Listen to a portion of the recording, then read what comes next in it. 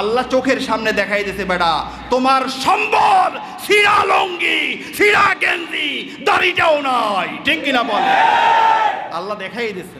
98% মুসলমানের দেশ বাংলাদেশ। কখনো কখনো কোনো কুলাঙ্গার বলে বিসমিল্লাহ বাদ দাও সংবিধান থেকে, আবার আমাদের মুসলমানদেরকে মেরে ফেলে। অন্য ধর্মের কোনো মানুষকে মারলে হয় মানবতা বিরোধী কাজ, অথচ মুসলমানদেরকে মারলে কোনো বিচার হয় না। ইসলাম নিয়ে মুসলমান নিয়ে আমার কলিজার টুকরা জীবনাধিক প্রিয় আমার নবীকে নিয়ে কত কুলাঙ্গার গালি দিল, কারো কোনো বিচার হলো না। এই কারণে এই রহমত কাজে লাগিয়ে আমাদের মনের দাবি হলো সংবিধান ইসলামী আওতায় এনে পরিবর্তন করতে হবে, ঠিক কিনা বলেন? এখানে আইন থাকতে হবে, ইসলামের বিরুদ্ধে কেউ বললে তার এই শাস্তি।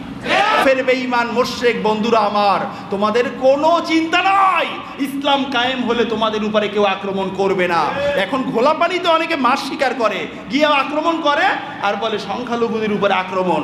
আরেকটা কথা আমি আপনাদেরকে বলি, এই সংখ্যালঘু কথাটা কিন্তু হলো একটা মুসলিম বিরোধী চক্রের তৈরি শব্দ। একটা ইসলামী রাষ্ট্রের মাঝে সংখ্যালঘু বলে কোনো কথা নেই, বরং একটা ইসলামী রাষ্ট্রের মাঝে আমি মুসলমান, এই দেশের নাগরিক, আপনি অমুসলমান, আপনিও এই দেশের নাগরিক, বলুন না সুবহানাল্লাহ। তা সংখ্যালঘু বানাইলেন কে? সংখ্যালঘু বলতে কোনো কথা নাই।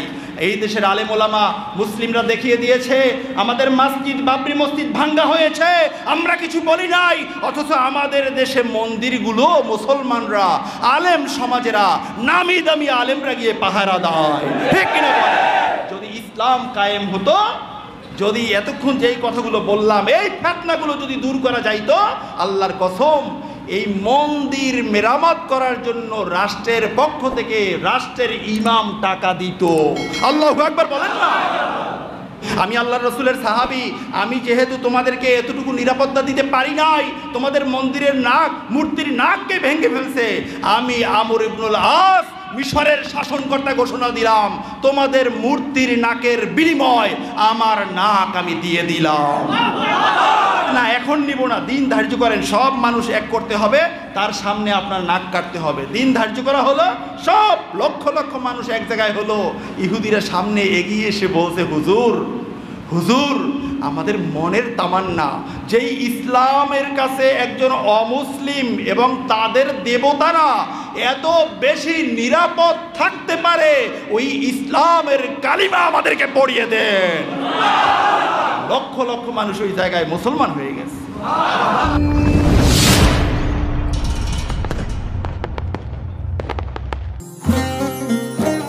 তাহলে এই সফর মাসের আগের মাস কিন্তু হলো মুহররম মাস, নিষিদ্ধ মাস, সম্মানিত মাস। তো এই মাস যখন আসতো, মুহররম মাস যখন আসতো, তখন কুফফারে কুরাইশরা, বড় বড় মুশরিকরা, যারা অনেক ধনী ছিল, তাদের মাঝে একটা প্রবণতা থাকতো যে তারা শিকারে বের হতো। মরুভূমিতে, বিভিন্ন বড় বড় জঙ্গলে, বিভিন্ন জায়গায় চলে যাইতো শিকার করার জন্য। তো যখন এই মুহররম মাস আসতো, তখন তারা সবাই বাড়িতে ফিরে আসতো, তারা শিকার করতো না, যেহেতু এটা নিষিদ্ধ মাস, এটা সম্মানিত মাস, এটা হারাম মাস। কিন্তু যখন মুহররম মাস শেষ হয়ে যেত, তখন প্রত্যেকটা বাড়ি থেকে যুবকগুলো, পুরুষগুলো, সব মানুষেরা দল বেঁধে বিভিন্ন জায়গায় শিকারে বেরিয়ে যেত। তা সব বাড়ি থাকতো পুরুষ থেকে শূন্য, খালি।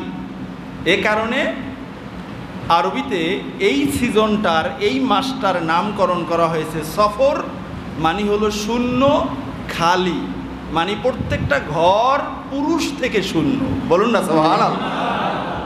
এই কারণে এই মাসের নাম সফর। এখন এই যে সফর মাস, এই সফর মাসটা ইতিহাস পর্যালোচনা করলে, তাফসির এবং তাশরিহ বেশি বেশি মোতালা করলে পাওয়া যায়, পৃথিবীর ইতিহাসে নবী রাসূলদের উপরে এবং নবী রাসূলদের অনুসারীদের উপরে আল্লাহ সুবহানাহু ওয়া তাআলা যত বিপদ দিয়েছিলেন, বেশিরভাগ বিপদ এই সফর মাসে আল্লাহ তাআলা দিয়েছিলেন। এই কারণে রহমাতুল্লিল আলামিন রাসূল কারীম সাল্লাল্লাহু আলাইহি ওয়াসাল্লাম বলেছেন যে কেউ যদি আমাকে সফর মাস শেষ হওয়ার সংবাদটা দেয় যে ইয়া রাসূলুল্লাহ, ইয়া হাবিবাল্লাহ, আজকের তো সফর মাস শেষ, নবীজি আমার বলেন আমি ওই ব্যক্তিকে জান্নাতের সুসংবাদ দিব। বলুন না সুবহানাল্লাহ। তাহলে মাসটা কত ভয়াবহ মাস। এই মাস আসলে নবীজি অনেক ব্যথিত হতেন, খুবই ব্যথিত হতেন, এবং এই মাস শেষ হওয়ার কথা শুনলে নবীজির নূরের চেহারা মোবারক আরও উজ্জ্বল হতো খুশিতে। বলুন না সুবহানাল্লাহ। তাহলে আমরা কিন্তু এই সফর মাস অতিবাহিত করছি। আজকের জুমা হলো সফর মাসের দ্বিতীয় জুমা। সফর মাসের কত জুমা? দ্বিতীয় জুমা। তো একখানা হাদিসে এসেছে, হাদিসখানা সুনান তিরমিজির হাদিস, 2398 নম্বর হাদিস। বর্ণনা করেছেন বিশিষ্ট সাহাবী মুসআব ইবনে সাদ। তিনি তার পিতা থেকে বর্ণনা করেছেন, কুলতু ইয়া রাসূলুল্লাহি আইয়ুন নাসি আশাদ্দু বালাআন।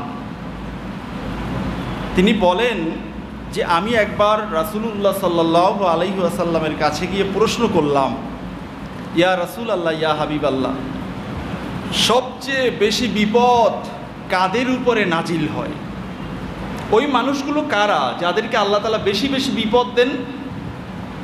তখন ক্বালা আল আম্বিয়াউ, নবীজি বলেছেন, সাহাবী শোনো, এই জমিনে সবচেয়ে বেশি বিপদ আল্লাহ তাআলার পক্ষ থেকে নাজিল হয়েছিল আম্বিয়া কেরাম আলাইহিমুস সালাতু ওয়াস সালামের উপরে। বলুন না সুবহানাল্লাহ। এরপরে কাদের? সুম্মাল আমসাল ফাল আমসাল। এর পরবর্তীতে যারা ওই নবী রাসূলদেরকে বেশি ভালোবাসছেন, বেশি অনুসরণ করছেন, তাদের উপরে নবী রাসূলদের পরে বেশি বিপদ। এরপরে ওনাদেরকে যারা ভালোবাসছেন তাদের উপরে বেশি বিপদ। এরকম করে করে করে করে ভালোবাসার মিটার যত কমতে থাকে, বালা মুসিবতের মিটারও তত কমতে থাকে। কমতে কমতে কমতে কমতে এমন এক পর্যায়ে চলে যায় যে ঈমান নামে মাত্র আছে, তাদেরকে কোনো বালা মুসিবতই ধরে না। বলুন না নাউযুবিল্লাহ। হাদিসে কি বলা হয়েছে দেখেন, পরবর্তী অংশ, ফায়ুবতালার রাজুলু আলা হাসাবি দীনিহি। এই জমিনে আল্লাহ সুবহানাহু ওয়া তাআলা বান্দাদেরকে বিপদ দিয়ে থাকেন বান্দার দিনের উপরে ভিত্তি করে। বান্দা কতটুকু দিনের উপরে মজবুত আকার ধারণ করেছে। বান্দা সময় পাইলে ইসলাম মানে, সময় না পাইলে ইসলাম মানে না। সুযোগ পাইলে দিনের কাজ করে, সুযোগ না পাইলে দিনের কাজ ছেড়ে দেয়। সব সময় দুনিয়ার দিকে চলতে থাকে। বান্দার অবস্থাটা যদি এরকম হয়ে থাকে, ফা ইন কানা দীনুহু সুলবান আশাদ্দু বালাআন, বান্দা যদি দিনের উপরে মজবুত আকারে থাকতে চায়, আল্লাহ সুবহানাহু ওয়া তাআলার পক্ষ থেকে ওই বান্দার উপরে বড় বড় বিপদ নাজিল হয়। আল্লাহু আকবার।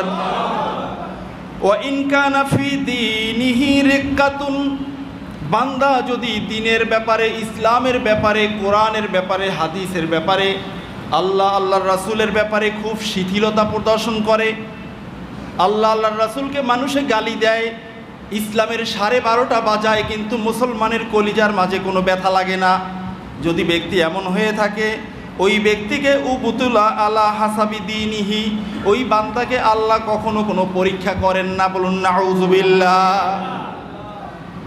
তাহলে যাদের উপরে বিপদ আসে তারা আল্লাহর প্রিয় বান্দা, ঠিক কিনা বলেন? বলেছেন কে? রাসূলুল্লাহ সাল্লাল্লাহু আলাইহি ওয়াসাল্লাম। বিশ্বাস হয়? সবার বিশ্বাস হয় তো?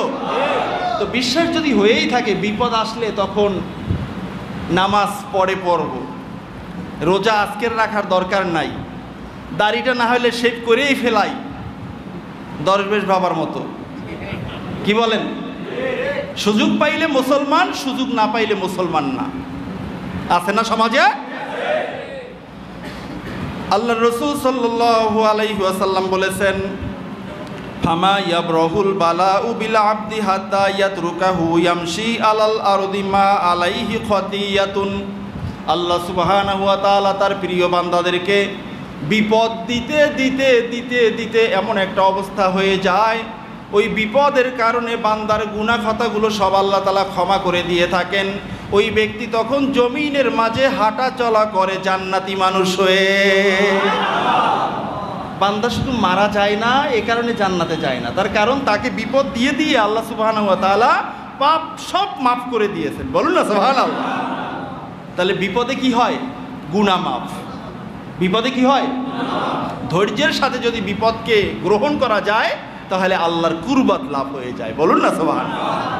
কত ছোট বিপদ, মনে করেন আমাদের পুরুষ মানুষের পকেট থাকে, একটা ডান পাশে একটা বাম পাশে, আছে কি নাই? এখন আমি একটা কলম আমার ডান পকেটে রাখলাম, এখন মাদ্রাসায় গেলাম, স্বাক্ষর করতে হবে, আমি ভুলে বাম পকেটে হাত ঢুকাইয়ে দিছি কলমটা উঠানোর জন্য।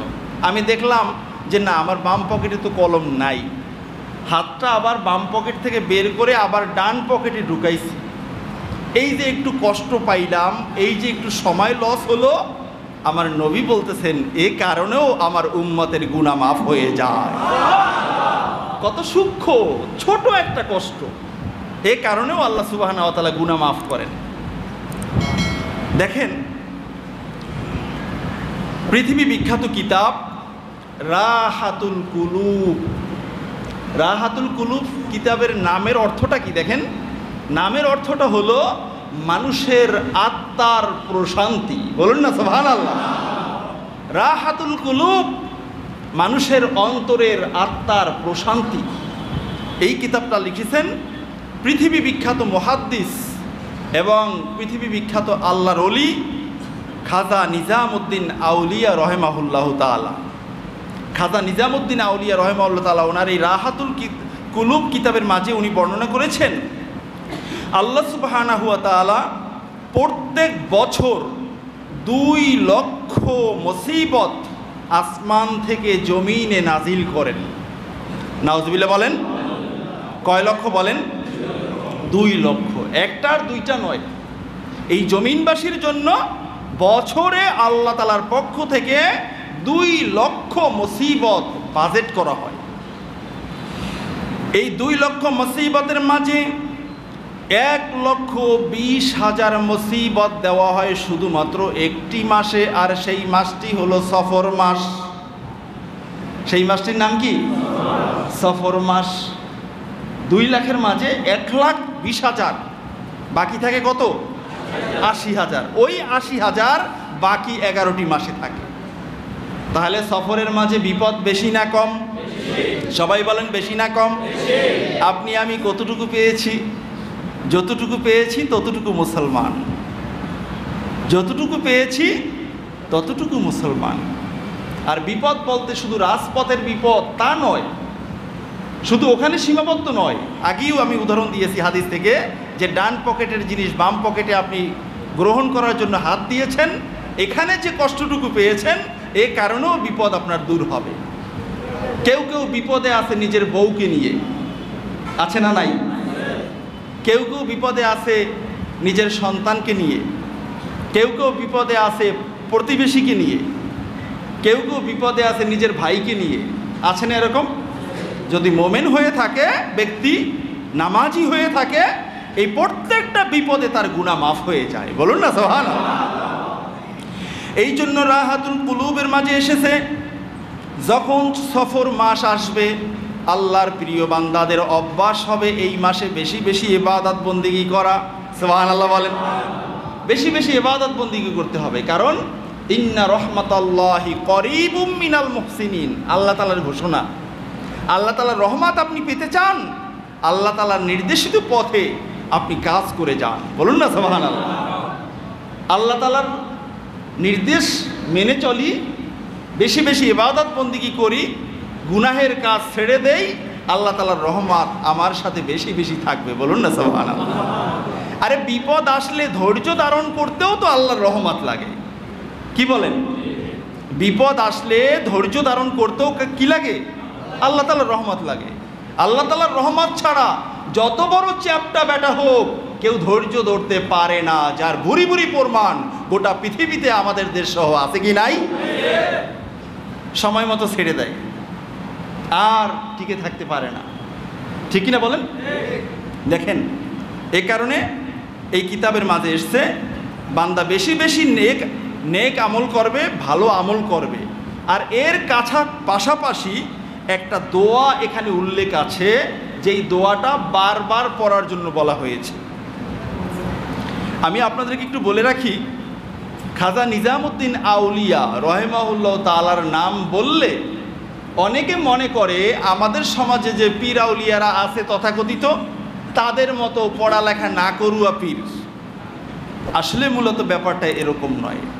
খাজা নিজামুদ্দিন আউলিয়া রহিমাহুল্লাহ তাআলার জীবদ্দশায় ওনার চেয়ে কোনো বড় আলেম পাক ভারত উপমহাদেশ ছিল না। বলুন না আল্লাহু আকবার। সমসাময়িক সময়ের যে কোনো মুহাদ্দিস ওনাকে দেখলে রাস্তার পাশে নেমে দাঁড়াইতো। বলুন না সুবহানাল্লাহ। কারণ জগৎ বিখ্যাত মুহাদ্দিস, উনি আসতেছেন এই রাস্তা দিয়া। আমি মুহাদ্দিস হতে পারি, আমি শাইখুল হাদিস হতে পারি, কিন্তু এই রাস্তায় দাঁড়ানোর ক্ষমতা আমার নেই। ওনার সম্মানার্থে আমি রাস্তার বাহিরে গিয়ে দাঁড়াই। বলুন না আল্লাহু আকবার। এমন উঁচু পর্যায়ের আলেম ছিলেন উনি। ওনার কিতাবের মাঝে লিখছেন একটা দোয়া, আমি একবার শুধু পড়ি, একটু খেয়াল করে শুনবেন। বিসমিল্লাহির রহমানির রহিম। আউযু বিল্লাহি মিন হাযাজ জামানি ওয়াস্তাঈযুহু মিন শুরুরিল আজমান। আউযু বিকা বিজালালি ওয়াজহিকা ওয়া কামালি কুদুসিকা আন তাহরিসনি মিন মুফসিদিস সানাতি ওয়াকিনি মিন শাররি মা কদাইতা ফিহা ওয়া আকরিমনি অখতিমহু বিসসালামাতি ওয়াস সাআদা লি আহলি ওয়া আউলিয়াই ওয়া আকরিবাই ওয়া জামিই উম্মতি মুহাম্মাদিন সাল্লাল্লাহু আলাইহি ওয়াসাল্লাম। সকলে বলুন আমিন। এখানে অনেকগুলো ভালো ভালো দোয়া করা হয়েছে। উনি বলছেন এই দোয়াটা তোমরা সফর মাসে বারবার পড়বে, আল্লাহর কাছে আশ্রয় চাইবে। তার কারণ আমরা তো দুর্বল, খুলিকাল ইনসানু দাঈফা। মানুষকে তো অনেক দুর্বল করে আল্লাহ তাআলা সৃষ্টি করছেন। আমাদেরকে যদি আল্লাহ তাআলা বিপদ দিতেই থাকেন, আমরা তো সেটা ধারণ করতে পারবো না, ঠিক কিনা বলেন? এজন্য আমরা চাই আল্লাহ পরীক্ষা ছাড়া আমাদেরকে উত্তীর্ণ করেন, ঠিক কিনা বলেন? আমরা পরীক্ষা দিতে চাই না, কারণ আমরা উম্মতে মুহাম্মাদি। সুবহানাল্লাহ বলেন না? আমরা উম্মতে মুহাম্মাদি। খাসাইসুল কুবরা এই কিতাবের মাঝে হাফিজুল হাদিস আল্লামা জালালউদ্দিন সুয়ুতি রাহিমাহুল্লাহ তাআলা হাদিস নকল করেছেন। কোনো এক সময় সাহাবায়ে কেরামদের মাজলিসে একজন সাহাবীকে দেখা যাইতো না। হঠাৎ করে কয়েকদিন সাহাবী অনুপস্থিত। নূর নবীজি আমার বললেন, ও আমার সাহাবীরা, আমার অমুক সাহাবী কোথায়, কেন আসে না, তার খোঁজ খবর নিতে তোমরা চলে যাও। কয়েকজন সাহাবী খোঁজ করতে করতে ওই সাহাবীর বাড়িতে চলে গেছেন। চলে গিয়ে দেখতেছেন ওই সাহাবীর অবস্থা খুব নাজুক মানে হলো সাহাবীর আগে যে শরীর স্বাস্থ্য ছিল একেবারে শুকিয়ে পাখির মতো হয়ে গেছে, এবং এই শুকানোর সাথে সাথে তার পেটে যা আছে তার নাড়িবুড়ুগুলো পচে গলে তার পিছনের রাস্তা দিয়ে পড়ে যাচ্ছে। এখন সাহাবীরা গিয়া ওই সাহাবীর স্ত্রীর কাছে জিজ্ঞাসা করলেন যে আমাদের ভাই এই সাহাবীর কি হয়েছে, এ অবস্থা কেন তার? তখন ওই স্ত্রী বলতেছেন যে ভাই, আপনাদের এই ভাই দেখতাম আল্লাহর কাছে সবসময় দোয়া করে যে হে আল্লাহ, আমাকে পরকালে শাস্তি দিয়েন না, পরকালের শাস্তিটা আমাকে দুনিয়াতে দিয়ে নেন, পরকালের শাস্তি আমি সহ্য করতে পারবো না। এই দোয়া করতো সবসময়। এরপরে হঠাৎ করে আস্তে আস্তে এই রোগ হলো, রক্তবমি হলো। রক্তবমির পরে দেখতেছি যে তার পেটের নাড়িবুড়িগুলো আস্তে আস্তে গলে পড়ে যাচ্ছে, এবং তার দিন দিন এই অবস্থা নাজুকতার দিকে চলে যাচ্ছে। এই সংবাদ নিয়ে এই সাহাবীরা আল্লাহ রাসূলের কাছে চলে আসছেন। আল্লাহ রাসূল এই কথা শুনে চেহারা মোবারক লাল হয়ে গেছে। আল্লাহ রাসূল বললেন, চলো আমি যাব ওই সাহাবীর বাড়িতে। আল্লাহ রাসূল সাল্লাল্লাহু আলাইহি ওয়াসাল্লাম রহমাতুল লিল আলামিন ওই সাহাবীর বাড়িতে গিয়ে উপস্থিত। বলেন না সুবহানাল্লাহ। সাহাবীর কাছে গিয়ে নবীজি বললেন, ও আল্লাহর বান্দা, আমার আল্লাহ রাব্বুল আলামিন অনেক মহান।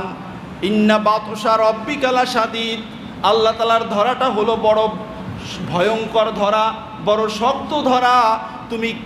তুমি আল্লাহর কাছে পরকালের শাস্তিটা দুনিয়াতে চাইতে গেলা? তুমি কি বলতে পারো না যে আল্লাহ পরীক্ষা ছাড়া আমাকে কামিয়াবি করেন? তুমি কেন আল্লাহর কাছে পরীক্ষা চাইয়া নিলা? তুমি তো পরীক্ষা ছাড়া আল্লাহর রহমত চাইতে পারতা।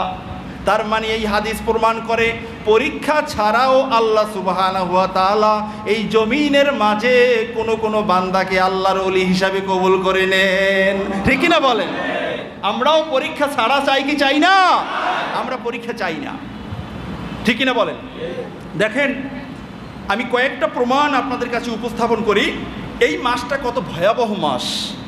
এই মাসের মাঝে আমাদের বাবা আদম আলাইহিসসালাতু ওয়াসসালাম ওই যে জান্নাতে ছিলেন, আল্লাহ তাআলা বলছেন ওয়ালা তাকরাবা হাযিহিস শাজারা, ও আদম এবং তোমার স্ত্রী তোমাদের দুইজনকে আমি এখানে থাকতে জায়গা দিলাম, কিন্তু সাবধান ওই গাছের ধারে কাছেও যেও না।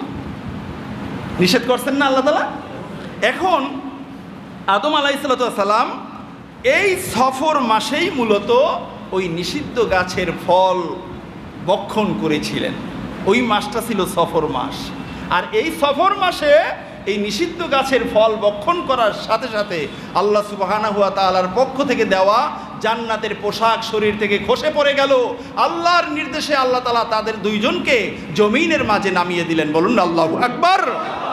জমিনের মাঝে এসে বাবা আদম আলাইহিসসালাতু ওয়াসসালাম 100 নয় 200 নয় বরং 300 বছর আল্লাহ তাআলার কাছে কান্না করেছেন মাত্র একটা আইন লঙ্ঘন করার কারণে।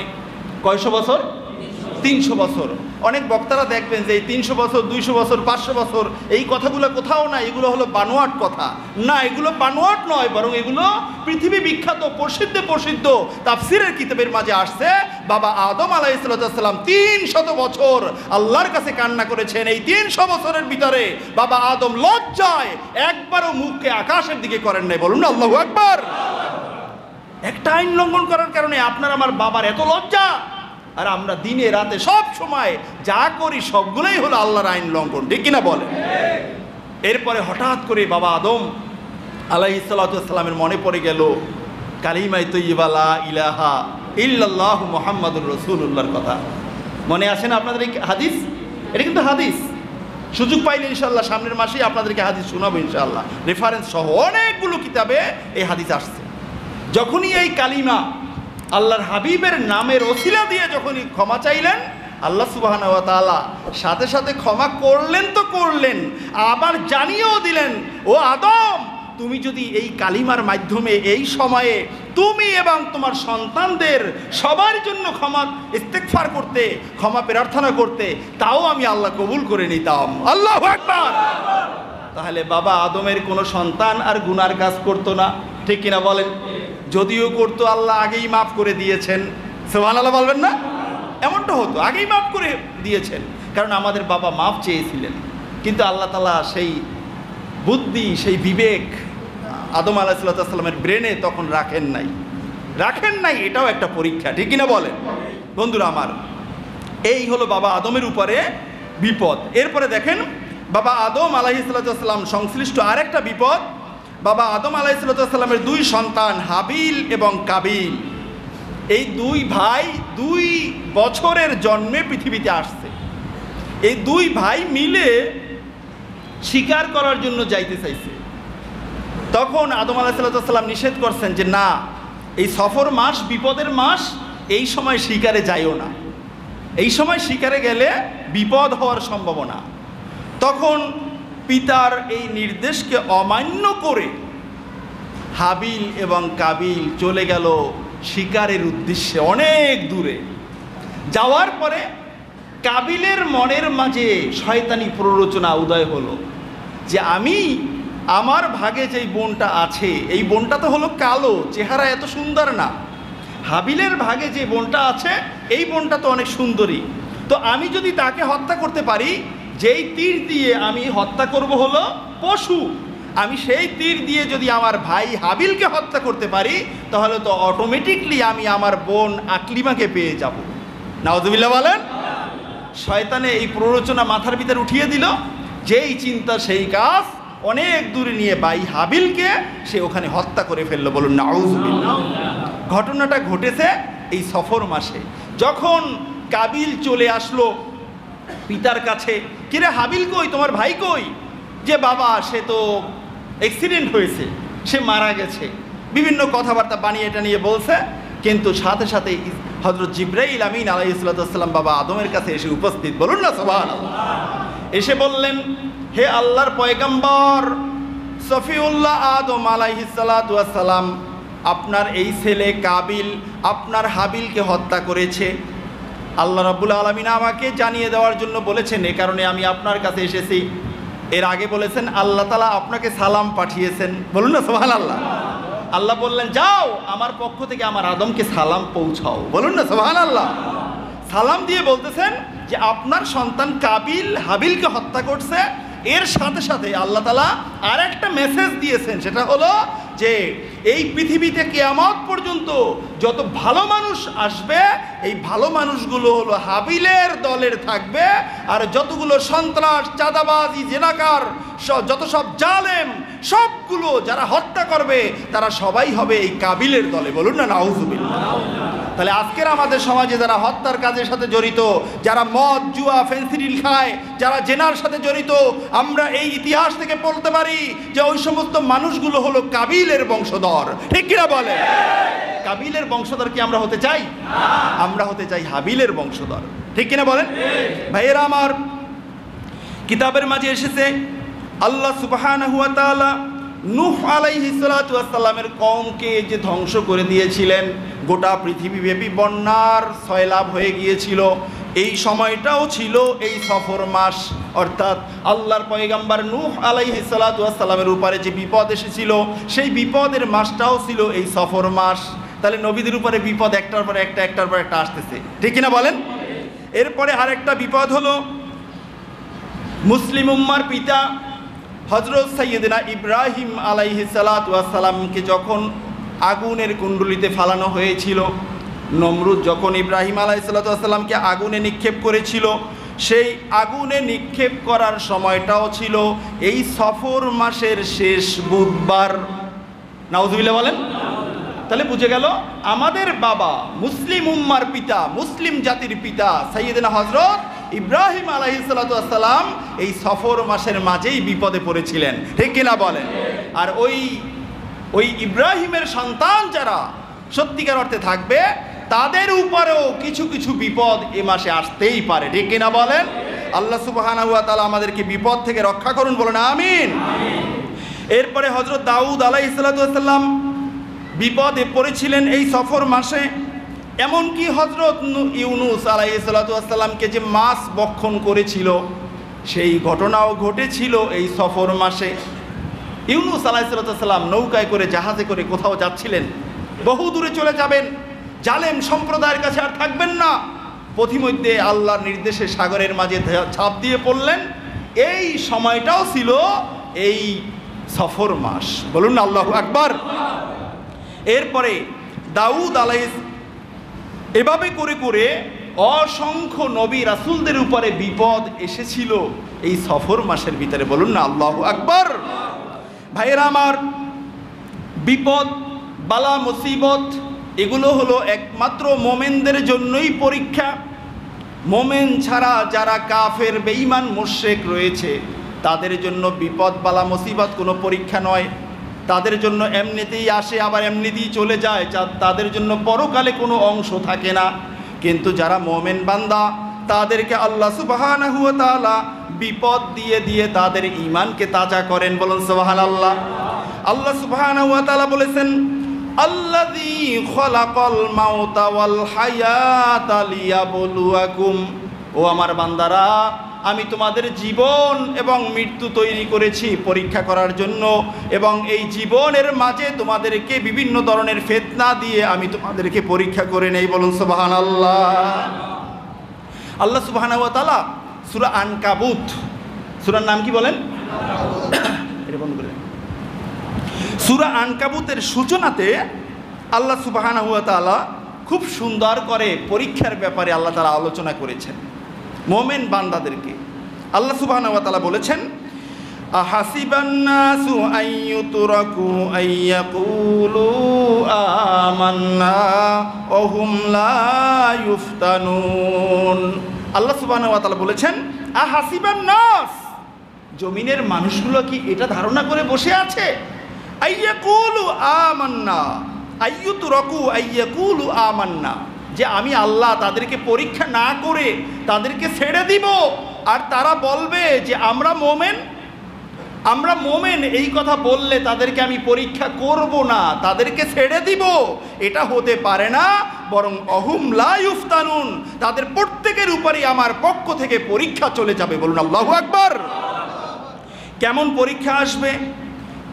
ওয়ালাকাদ ফাতান্নাল্লাযীনা মিন ক্বাবলিহিম, যেই পরীক্ষা এসেছিল ও হাবিব আপনার পূর্ববর্তী যত নবী রাসূল এসেছিলেন এই জমিনে, তাদেরকে যারা অনুসরণ করছেন তাদের প্রত্যেকের উপরেই আমি আল্লাহর পক্ষ থেকে পরীক্ষা চাপিয়ে দিয়েছিলাম, ফিতনা চাপিয়ে দিয়েছিলাম, মুসিবত চাপিয়ে দিয়েছিলাম। তার কারণ ছিল একটাই, ফালা ইয়ালামান্নাল্লাহুল্লাযীনা সাদাকু। আমার আল্লাহ বলছেন আমি আল্লাহ জানতে চাই বান্দা যে বলল আমানতু বিল্লাহ, আমি আল্লাহর উপরে ঈমান এনেছি, এই কথাটা কতটুকুন সত্য, সে যদি আমার বিপদের উপরেও ঈমান নিয়ে থাকতে পারে তাহলেই আমি আল্লাহ বুঝতে পারবো যে তার মুখের কথা এবং তার ঈমান ঠিক আছে। বলুন না সুবহানাল্লাহ। আর যদি ওয়ালা ইয়ালামান্নাল কাযিবিন, আর যারা বলবে আমরা ঈমান এনেছি আল্লাহর উপরে, কিন্তু আমি আল্লাহর পক্ষ থেকে কোনো বিপদ বালা মুসিবত কোনো ফিতনা আসলে তখন তারা আমি আল্লাহকে ভুলে যাবে, আমার পক্ষ থেকে নবীকে ভুলে যাবে, রাসূলকে ভুলে যাবে, ইসলাম ভুলে যাবে, দ্বীনকে ভুলে যাবে। যদি এমনটাই হয়ে থাকে তাহলে আমি তাদেরকে মুনাফিক হিসাবে গ্রহণ করব। বলুন নাউযুবিল্লাহ। তাহলে এই আয়াতে কারিমার মাধ্যমে আমরা বুঝতে পারি যে বিপদ আপদ বালা মুসিবত গোটা পৃথিবী ব্যাপী আজকের বিভিন্ন ধরনের মুসলিম উম্মাকে পরীক্ষা করার জন্য বিভিন্ন পরীক্ষা আছে কি নাই? সবাই বলেন আছে কি নাই? গোটা বিশ্বের মাশরিক থেকে মাগরিব পর্যন্ত, শিমাল থেকে জুনুব পর্যন্ত সব জায়গায় দেখবেন মুসলমানদের ঈমানকে হরণ করার জন্য বিধর্মীদের পক্ষ থেকে সবগুলো পায়তারা করা হয়, ঠিক কিনা বলেন? এমনকি সরাসরি তাক করে যে তুমি বলো তুমি ইসলাম ছেড়ে দেবে তাহলেই তুমি নিরাপদে থাকবে, অন্যথায় তোমার জীবন নাশ করে দিব। আছে কি নাই? এদের পক্ষ থেকে বিভিন্ন জায়গায় দেশের বিভিন্ন আনাচে কানাচে, পৃথিবীর বিভিন্ন আনাচে কানাচে সুদ ঘুষ নেশা মদ জুয়া জেনা দুর্নীতি চাঁদাবাজি বিভিন্ন ধরনের পায়তারা তাদের পক্ষ থেকে বিভিন্ন জায়গায় ছড়ানো ছিটানো আছে কি নাই? আমাদের দেশে আছে কি নাই? আমাদের দেশে আছে কি নাই? বরং আমাদের দেশে আরো বেশি সুদ ঘুষ মদ জুয়া জেনা নেশা চাঁদাবাজি দুর্নীতি সবগুলোর কারখানা ফ্যাক্টরি খনি যেন আজকের আমার সোনার বাংলাদেশ, ঠিক কিনা বল? বাংলাদেশের সব জায়গায় ডানে বামে সামনে পিছনে তাকাবেন দেখবেন এগুলোই আছে। শুধু আছে কি নাই? জুলুম নাই, জুলুম নাই এমন একটা জায়গা আপনি খুঁজে পাবেন না যে এই জায়গায় জুলুম নাই। আমি এক সময় পাইলে জুলুমের উপরে আলোচনা করব। দেখবেন হাজী সাহেব গাজী সাহেব ইমাম সাহেব খতিব সাহেব অনেক সাপ তলে তলে বড় জালেম হয়ে আছে, নিজেও জানে না যে সে একটা জালেম। আল্লাহর রসুলের হাদিস অনুযায়ী আমি আপনাদেরকে শোনাবো ইনশাআল্লাহ।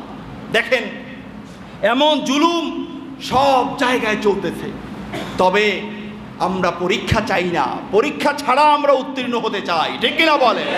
তারপরেও বৃষ্টি যখন মুষলধারে বর্ষণ হতে থাকবে, আপনি ঘরের ভিতরে থাকলেও ঘরের ভিতরে আপনার বৃষ্টির ফোঁটা না পড়তে পারে, বৃষ্টির আর্দ্রতা তো আপনি পাইবেন, অনুভব করবেন, ঠিক কিনা বলেন? সেই হিসাবে গোটা পৃথিবীতে আমাদের রাষ্ট্রসহ সব জায়গায় জুলুমের আখড়া হয়ে গেছে। সেই জুলুম কিছু না কিছু হলেও আপনি আমি নামাজের কাছে চলে আসে, ঠিক কিনা বলেন? এগুলো থেকে আমরা বাঁচতে চাই কি চাই না? বন্ধুরা আমার, বাংলাদেশের মানুষের জন্য পীর আউলিয়াদের পুণ্যভূমি বাংলাদেশ, আমাদের সোনার বাংলাদেশের উপরে আমার আল্লাহর অনেক রহমত। জুলুম থেকে বাঁচার জন্য গোটা দেশের হক্কানি ওলামায়ে কেরামদের চোখের পানি এবং দোয়া, মাজলুমের অত্যাচারিত ব্যক্তির রাতের অন্ধকারে চোখের পানি, এর সাথে যোগ হয়েছে আমার কলিজার টুকরা, আমাদের সকলের কলিজার টুকরা এক ঝাঁক ছাত্রদের না খেয়ে না ঘুমিয়ে জীবন বাজি রেখে জুলুমের বিরুদ্ধে যখন রুখে দাঁড়িয়েছিল, তখন এই দেশ থেকে বিভিন্ন জায়গা থেকে কিছু না কিছু হলেও জুলুম দূর হয়েছে। সেই জুলুম দূর হোক প্রত্যেকটা রন্ধ্র থেকে, প্রত্যেকটা পথ ও মত থেকে। আমরা চাই কি চাই না? এই জুলুম হলো ফিতনা। জুলুম হলো কি বলেন? ফিতনা। এই ফিতনা থেকে সমাজকে রক্ষা করার জন্য, দেশকে রক্ষা করার জন্য, ব্যক্তিকে রক্ষা করার জন্য, পরিবারকে রক্ষা করার জন্য বর্তমানে মনে হয় কিছুটা পরিবেশ তৈরি হয়েছে। ঠিক কিনা বলেন? নাকি লাগে আপনাদের? লাগে? আরে বন্ধুরা আমার, জুলুমের বিচার করতে এক বিচারক আসছে। বিচারক জুলুম করতে এসে যে বিচারটা করলো, এই বিচারটা আগের জুলুমের চেয়েও আরো বড় জুলুম ধারণ করেছে। আছে কি নাই? উদাহরণ দেওয়া লাগবে? উদাহরণ দিলে বলবেন খতিব সাথে আগে ভালোই ছিল, এখন তো খারাপ হয়ে যাইতেছে। ঠিক কিনা বলেন? আরে জুলুমের বিচার করতে গিয়ে আরেক জুলুম করা যাবে না। বেয়াদবি করেছি ওস্তাদের সাথে, বেয়াদবি ক্ষমা চাইতে গিয়ে আরেক বেয়াদবি করা যাবে না। ঠিক কিনা বলেন? আজকের সমাজে তো সেটাই হচ্ছে। ঠিক কিনা বলেন? যদি আমাদেরকে জুলুম মুক্ত সমাজ গড়তে হয়, এই সময়ে, এই সুযোগে আল্লাহ রাব্বুল আলামিন পরীক্ষা করেন। পরীক্ষা থেকে উত্তীর্ণ হওয়ার জন্য আল্লাহ তাআলা কোনো না কোনো ওয়ে আবার মোমেন বান্দাদেরকে বের করে দেন। ঠিক কিনা বলে? ঠিক তদ্রূপভাবে এই সময়কে কাজে লাগিয়ে যদি আমরা যারা সৎপন্থী, এই দেশের যারা সৎ নাগরিক, এই দেশের যারা সতের পথে চলতে চায়, তারা যদি সকলে বলে এক বাক্য, এই বাংলাদেশে একটা হত্যা অপরিকল্পিতভাবে হতে পারবে না, প্রত্যেকটা হত্যার বিচার আমরা চাই, এই জমিনে আর কোনো মানুষ হত্যা হবে না। ঠিক না? এই কথা যদি আমরা জোরালোভাবে বলি, আমাদের যদি মনের দাবি হয়, বিশেষ করে যারা বড় বড় আমলা কামলা রয়েছে, যারা সত্য কথা বলে, তাদের বক্তৃতা এবং কাজ যদি এক হয়ে থাকে, আমরা বিশ্বাস করব সোনার বাংলাদেশে একটা মানুষ আর গুলিবিদ্ধ হবে না, খুন হবে না। কতগুলো মানুষ ঝরে গেল, বিশেষ করে মেধাবী মুখগুলো, যেই মুখগুলো এই দেশ চালানোর ক্ষমতা রাখে। আসিফ নাহিদ তারা জানতো না 2 দিন আগেও তাদের ঘাড়ে রাষ্ট্রের দায়িত্ব পড়বে। ঠিক কিনা বলে? সুতরাং যেই ছাত্রগুলো, মেধাবী ছাত্রগুলো চলে গেল, আমরা বিশ্বাস করি কোনো একটা ছাত্র কোনো এক সময় আমাদের দেশের রাষ্ট্রপতি হওয়ার যোগ্যতা রাখতো। ঠিক কিনা বলে? সুতরাং বন্ধুরা আমার, এই ধরনের হত্যা বাংলাদেশ থেকে চিরতরে দূর হোক, এটা যদি আমরা চাই, এই শক্তি অর্জন করতে হবে। এই সময় এটা আমাদের আল্লাহ দিয়েছেন। ঠিক কিনা বলেন? বন্ধুরা আমার, আল্লাহ সুবহানাহু ওয়া তাআলা পরীক্ষা নেন, পরীক্ষা থেকে বের হওয়ার পথও আল্লাহ বের করে দেন। ঠিক কিনা বলেন? ছাত্রদের পরীক্ষা আছে কি নাই? বিশাল সিলেবাস, আপনারা জানলে অবাক হবেন। বর্তমানে মাদ্রাসা জগতে ফাজিলে কামিলে এত ব্যাপক সিলেবাস, একটা ছাত্র যদি 2 বছর রাত দিন না খাইয়া পড়ে, তারপরে পুরো সিলেবাস শেষ হবে না।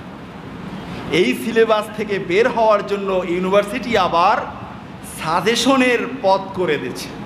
তুমি বের হতে চাও, উত্তীর্ণ হতে চাও, তুমি মন ঘাবড়াইও না, সিলেবাস আছে, তুমি পড়ো, যদ্দূর পারো পড়ো, কিন্তু সিলেবাস অনুযায়ী, এই সাজেশন অনুযায়ী যদি তুমি পড়ো, তুমি ইনশাআল্লাহ কামিয়াব হয়ে যাবে। ঠিক কিনা বলে?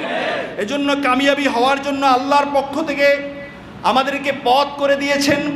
যদি জুলুম মুক্ত রাষ্ট্র গঠন করতে চাও, তোমাদের সময় এসেছে, তোমরা এগিয়ে যাও। ঠিক কিনা বলেন? এরপরে দেখেন, সমাজের মাঝে অন্যের সম্পদ লুণ্ঠন আছে কি নাই?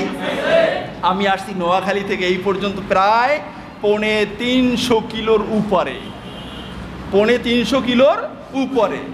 এই যে 4 সপ্তাহ আসতে পারি নাই তো মনের সুখে, নাকি বলেন? মনের সুখে? মনের সুখে নয়, 4 সপ্তাহ পরে আসলাম। রাস্তার 2 পাশের সিনারিগুলো আগের মতো অনেক জায়গায় নাই। কোনো জায়গায় আগুন, কোনো জায়গায় ভাঙচুর, কোনো জায়গায় লুণ্ঠন, কোনো জায়গায় ডাকাতি, কোনো জায়গায় লম্পটি। তোমাকে কে অধিকার দিল আরেকজনের জীবনের উপরে, সম্পদের উপরে তুমি চোখ তুলে তাকাও, তোমাকে কেই অধিকার দিল? ঠিক কিনা বলে? ক্ষমতা কয়দিনের পেয়েছো? তোমাদের দাদা বাবু নমরুদ পাইছিল 400 বছরের ক্ষমতা। কিন্তু সেই 400 বছর ক্ষমতার ভিতরে 100 বছর হয়ে গেল, নমরুদ মনে করলো আমি তো বেঁচেই গেলাম, আমি তো মরি না। 200 বছর হয়ে গেল, নমরুদ মনে করছে মালাকুল মাউত তো আমাকে ভুলেই গেছে।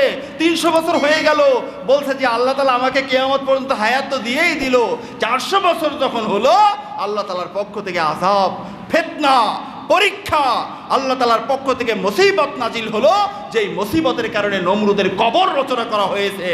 একেবারে খারাপ পর্যায়ে তার মৃত্যু হয়েছে, ঠিক কিনা বলে? বন্ধুরা আমার, মনে রাখতে হবে, আমি যে পর্যায়ে হই না কেন, জুলুম করা যাবে না, লুণ্ঠন করা যাবে না। অন্যের সম্পদ, এমনকি দেশের সম্পদ। আচ্ছা বলুন, আমি লুৎফর ভাইয়ের পকেট থেকে কিছু টাকা চুরি করে নিলাম মনে করেন, অথবা তার বাড়িতে আমার ক্ষমতা আছে, আমার গ্যাং পার্টি আছে, আমার টানার মানুষ আছে, আমি গিয়া তার কিছু জায়গা আমি ঘেরাও করে নিলাম। এখন খাইতে খাইতে খাইতে খাইতে এমন একটা পর্যায়ে আসলো, আমি আমার দাঁতগুলোর নিঃশ্বাসের সাথে নড়তেছে, আমি একেবারে বুড়ো হয়ে গেছি। লুৎফর ভাইও জীবিত আছে। আমি আমার বেড়াটারা সব উঠাইয়া আমি গিয়া লুৎফর ভাইরে বললাম যে ভাই আপনি আমাকে মাফ করে দেন। লুৎফর ভাইও দেখবে যে বেটা বুড়া মানুষ, এই অবস্থায় চোখের পানি ফালাইয়া মাপ চায়, ঠিক আছে ভাই আপনাকে মাফ করে দিলাম। আল্লাহর কসম, বিশ্বাস করেন আমি যে 50 বছর খাইছি এটা মাফ হয়ে যাবে, এটা আল্লাহ তাআলা একবারও প্রশ্ন করবেন না। তার কারণ যারটা খাইছি তার কাছে মাপ চাইছি। বন্ধু আমার, কার নির্দেশে, কার ইশারায়, কার ক্ষমতায় 18 কোটি মানুষের সম্পদ তুমি নষ্ট করেছো? 18 কোটি মানুষের সামনে তোমাকে কাল কিয়ামতের ময়দানে আল্লাহর আদালতে দাঁড়াতে হবে। কয়জনের কাছে মাপ চাইবে? এই 18 কোটির মাসে কেউ কেউ চোখের পানি ঝরাইতে ঝরাইতে অন্ধ হয়ে যাওয়ার পালা আছে না? সে কি মাফ করবে? আল্লাহর কসম, কিয়ামতের ময়দানে একটা ছোট অপরাধও কোনো বান্দা মাফ করবে না। মাফ করবে ওই বান্দা যেই লোকে নিশ্চিত সে জান্নাতে যাবে, তার কোনো চিন্তা নাই। এই ব্যক্তি মাফ করে দিবে যে ভাই আপনার তো আমি এই টাকা নিয়েছিলাম বা এই সমস্যা করছিলাম, এই লুণ্ঠন করছিলাম, তো এখন আপনি আমাকে মাফ করে দেন। তবে যা বেটা মাফ করে দিলাম, কারণ আমি তো জান্নাতে গেলামই, আমার তার কোনো চিন্তা নাই। এখন আপনি যদি লুণ্ঠন করে খাইতেই হয়, এমন একজন মানুষের খাইতে পারেন যেই লোক নিশ্চিত জান্নাতি, কিন্তু আপনি কেমনি বলছেন সে জান্নাতি? কারণ আমাদের সমাজে বহুত হাজী সাহেব, গাজী সাহেব, বহুত দরবেশ, তলে তলে দেখা যায় অন্য চরিত্র আছে, ঠিক কিনা বলে? উপর দিয়া ইসলাম, উপর দিয়া দরবেশ, তলে তলে নমরুদ তারা ফেরাউন হয়ে বসে আছে, আছে কি নাই? এরা কি মাফ করবে? কপালে টায়ারের মতো দাগ লাগাইয়ে ফেলাইছে, 3 দাগ, ত্রিভুজ। আমি বলি অনেকের কপালে দেখবেন দাগ এখানে 2টা, উপরে 1টা, কিন্তু সুদের ব্যবসা করে। এলাকার মানুষ মেয়ে বিয়ে দিতে পারে না তার কারণে। এই কারণে আমি বলি বেটা তুই সাজদা দিতে দিতে তোর কপালে 3 দাগ লাগছে। তার মানে বর্তমানে ইসলামিক স্কলার যারা রয়েছে তারা বলে ত্রিভুজ মানে হলো দাজ্জালের চিহ্ন। তোর কপালে জীবিত থাকতে আল্লাহ দাজ্জালের চিহ্ন এঁকে দিয়েছে, ঠিক না বলে? সুতরাং তোর এই সাজদার চিহ্ন আল্লাহর কাছে কবুল হবে না। আছে না সমাজে? এগুলো বললে তো লাইগা যায়, সমাজপতি, কুটিপতি, শিল্পপতি সবাই লাইগা যায়। লাগলে কি, জীবন আমার একটা, ঠিক কিনা বলেন? মনে রাখবেন, আয়নাগর, আয়নালগড় আর টর্চার সেল আল্লাহরটা আপনার চেয়ে ছোট না। আল্লাহ তাআলারটা এমন, আল্লাহর রসুল বলেছেন, আল্লাহ রব্বুল আলামিনের কথা, এটা কোনো কল্পনাকারী, কোনো প্রকৌশলী, কোনো ইঞ্জিনিয়ার কল্পনাও করতে পারবে না। আমরা যেমনিভাবে আয়নাগরের পরিবেশটাও আগে কল্পনা করতে পারি নাই, এখন এটা সামনে চলে আসছে। একটা সময় এটা নামও জানতাম না, ঠিক কিনা বলেন? তো আল্লাহটাও মারা যাবেন, সাথে সাথে দেখবেন যে এটা কি আল্লাহ, এটা কি, এটা কল্পনার বাহিরে। আল্লাহর দোহাই লাগে, পায়ে হাত দিয়ে বলছি বন্ধুরা আমার, তোমরাই তো সেই মানুষ মসজিদে এসে নারায়ে তাকবীর আল্লাহু আকবারের স্লোগান দাও, আবার স্লোগান দিয়ে আরেক জায়গায় কারো বাড়ি ঘর পোড়ায়ে দাও, জ্বালায়ে দাও। তোমার এই যৌবন বেশি দিন থাকবে না, আল্লাহর কসম। তোমার মতো বহুত চ্যাপ্টা যুবক একার মাটির সাথে মিশে গেছে, ঠিক কিনা বল? এই ক্ষমতা থাকবে না। চাকরিটা চলে যাক, চলে যাবেন এলাকায়। এলাকায় গেলে এখান থেকে চলে গেছে, আমার কাছে ফোন দিছে, যে হুজুর ওখানে থাকতে তো 3 বেলা খাইতে পারতাম, এখন বাড়িতে এসে 2 বেলা খাই। আছে কি নাই? কারণ দেশের অবস্থা তো ভালো না। গোটা বিশ্বে যুদ্ধ বিগ্রহ ফিতনা ফাসাদ, আল্লাহ যে পরীক্ষা করবেন সব জায়গায় আল্লাহ পরীক্ষাগুলো ছড়াইয়া দিয়েছেন। এটা আমার নবী বলছেন, শেষ জামানায় তোমাদের কাছে পরীক্ষা আসবে কেমনে জানো? তাসবিহ এরকম উঁচু করে বলছেন, তাসবির সুতোটা নিচ থেকে কেটে দিলে 100 দানা নিচে পড়তে, একটার পর একটা একটার পর একটা, একটা পড়ার আগে আর একটা পড়বে। ঠিক তদ্রূপভাবে কিয়ামতের আগে শেষ জামানায় উম্মতে মুহাম্মাদির উপরে ফিতনা ওইরকম আসতে থাকবে। বলুন না নাউজুবিল্লাহ। তাহলে আমরা সেই দৃশ্য দেখতে পাইতেছি কি না? দেখেন সমাজের সব জায়গায় দেশের সম্পদ টাকা পয়সা নিয়ে আরেক জায়গায় বাড়ি করে আরেক দেশে, আর কয় আমার সোনার বাংলা আমি তোমায় ভালোবাসি। আছে কি নাই? এর মতো চাপাবাজ ধাপ্পাবাজ আর হলো ধান্দাল এই জমিনে আর হতে পারে না। ঠিক কিনা বলে? এই সমস্ত চাপাবাজদের ব্যাপারে আমি আপনাদেরকে প্রায় সংশোধন করতাম, কিন্তু সংশোধন তো হন না। তার কারণ হলো একটা কারিকার বিড়ি আর একটা রং চা, এই দুইটাই আপনাদেরকে রাত পার করে দিতে পারে। আহা, ইমানটা তো এত সহজ নয়, জীবনটা এত সহজ নয়। আপনি একটা কারিগর বিড়ি একটা লাল চা খেয়ে আরেকজনের বিরুদ্ধে পিস্তল চালান, বাস চালান, সম্পদ লুণ্ঠন করে নেন। আল্লাহর কসম, সুনান তিরমিজির হাদিস আমি আপনাদেরকে শোনাচ্ছি। নবীজি আমার বলেছেন, এই জমিনে একজন মোমেন বান্দাকে হত্যা করতে আসমান এবং জমিনে যারা রয়েছে সবাই মিলে সহযোগিতা করছে। কাল কিয়ামতের ময়দানে আল্লাহ সুবহানাহু ওয়া তাআলা ওই হত্যাকৃত মোমেন বান্দাকে জান্নাত দিয়ে আসমান জমিনে যারা আছে সবাইকে আল্লাহ জাহান্নামে দিতে মোটেও পরোয়া করবেন না। নাউজুবিল্লাহ। এবারে চিন্তা করেন, কয়জনের জুলুম করছেন আর কয়জনের মারছেন, চিন্তা করেন। ঠিক কিনা বলেন? তার মানিটা কি? আল্লাহ রসুলের এই হাদিসের মানে কি? আসমান জমিনে কারা আছে? মিনাল জিন্নাতি ওয়ান নাসি ওয়াল মালাইকা, 3টা জাত, মানুষ, জিন এবং ফেরেশতা। ঠিক কিনা বলেন? সবাই এই 3 গ্রুপ মিলে একজন মোমেনকে হত্যা করছে অন্যায়ভাবে। আল্লাহ বলছেন এই 3 গ্রুপ সবগুলোর আমি জাহান্নামে দিব, আর ওই হত্যা নিহত ব্যক্তিকে আমি জান্নাত দিয়ে দেব। আমাদের দেশে তো কোনো হত্যা নাই, আছে না নাই? হত্যার ধরন যে কত হাজার আল্লাহই ভালো জানে। ঠিক কিনা বলেন?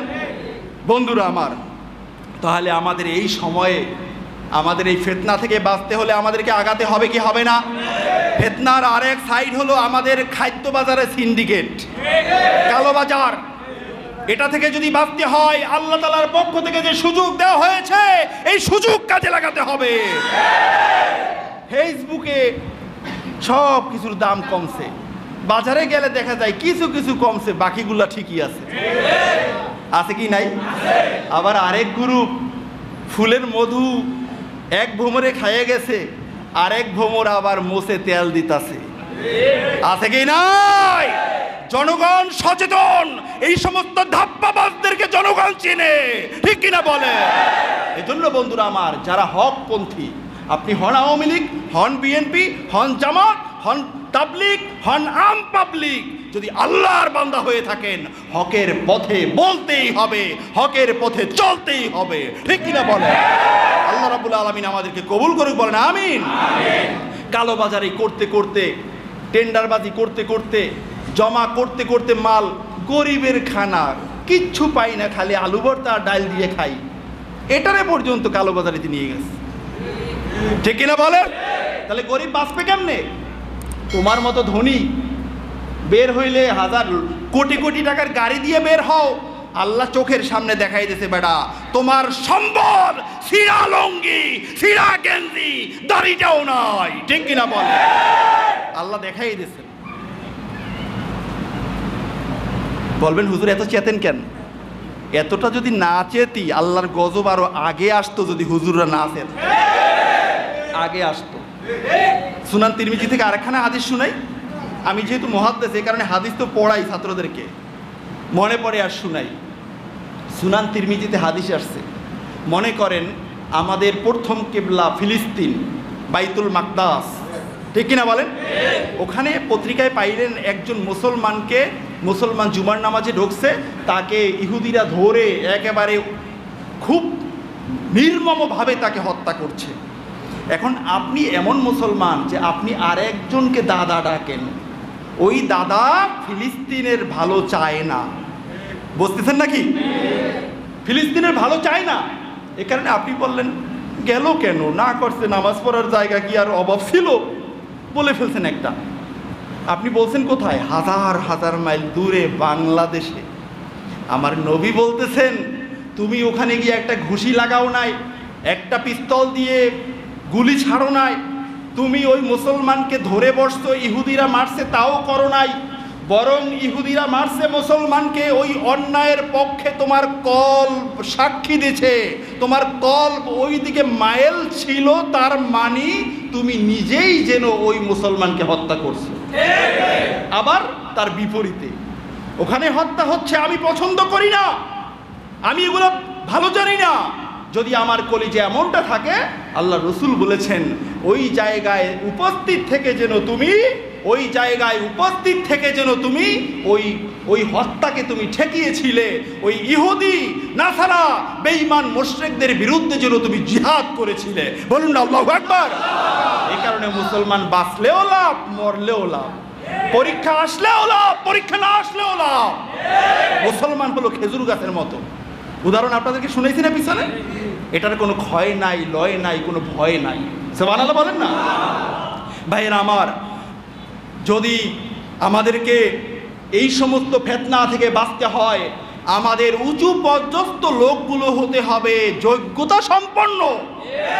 অযোগ্যদেরকে সরিয়ে দেওয়ার জন্য আল্লাহর রহমত কাজে লাগাতে হবে।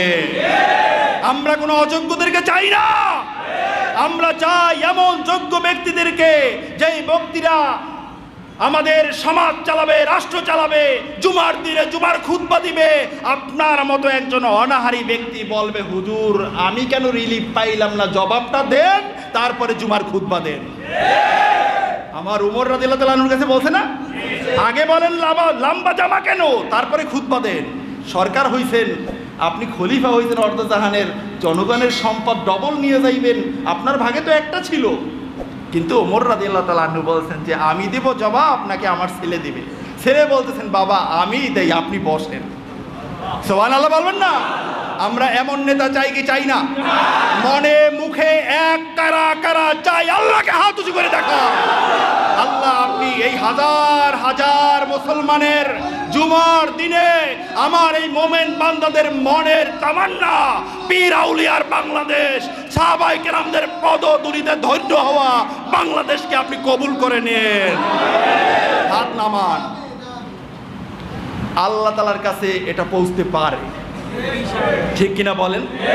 যদি একজনকে হত্যা করলে সবাইকে আল্লাহ জাহান্নামে নিতে পারেন, হাজার হাজার মানুষের মনের তামান্নার কারণে আল্লাহ তাআলা আমাদেরকে নাজাত দিতেও পারেন, ঠিক কিনা বলেন?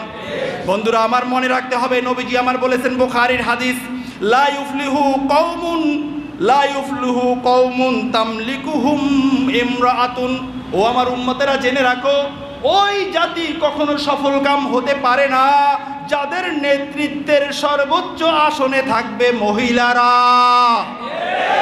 সুতরাং এই বিপদ থেকেও বাঁচার আল্লাহ তাআলা পথ করে দিয়েছেন।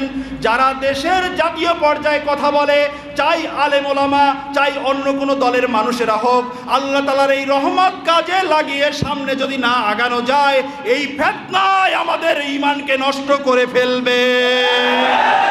আমরা এই ফিতনা মুক্ত জীবন, ফিতনা মুক্ত সমাজ, ফিতনা মুক্ত রাষ্ট্র চাই কি চাই না?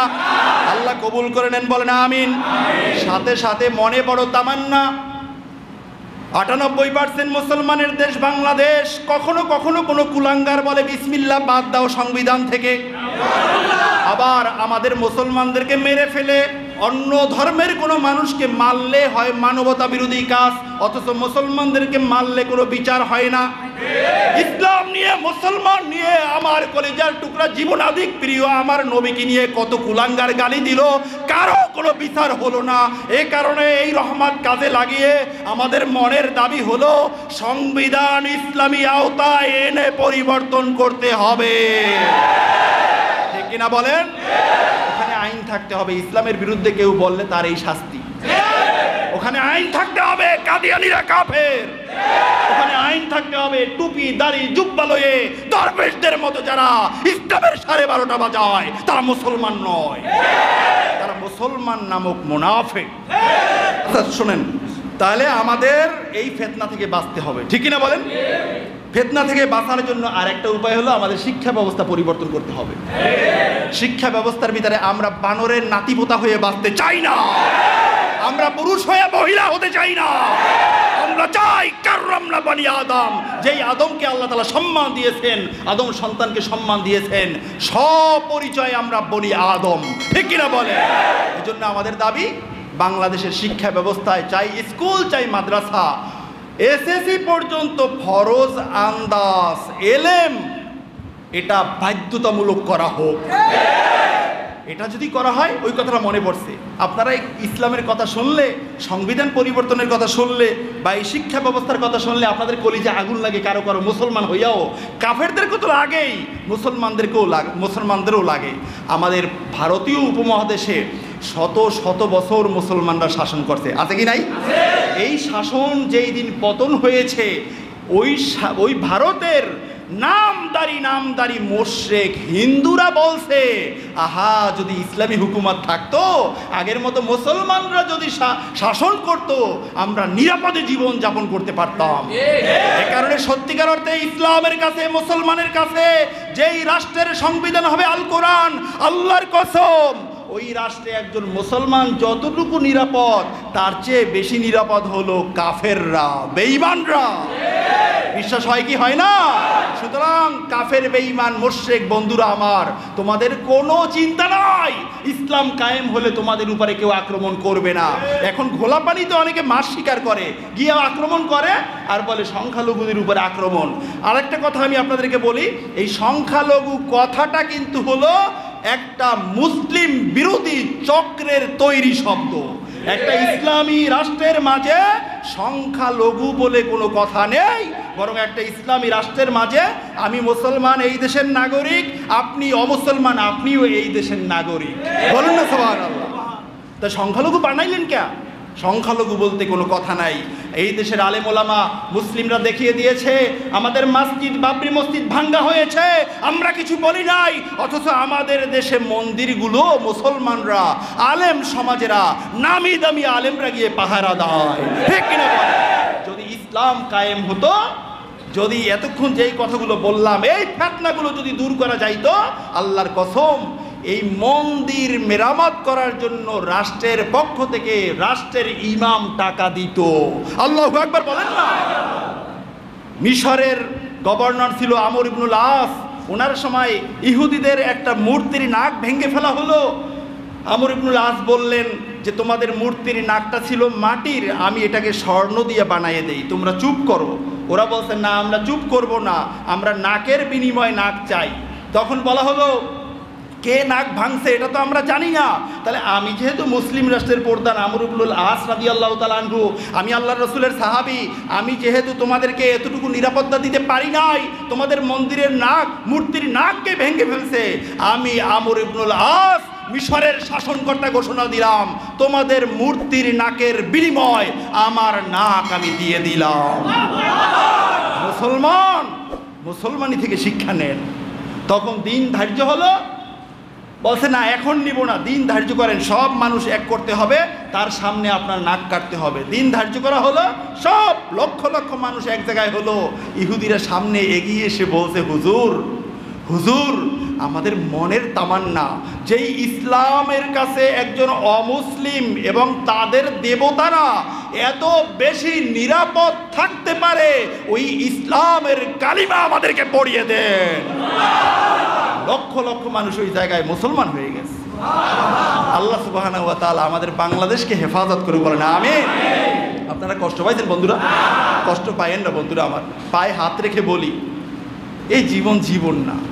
আমি এখান থেকে রুম পর্যন্ত যেতেও না পারি, আপনি বাসায়ও যেতে না পারতে পারেন।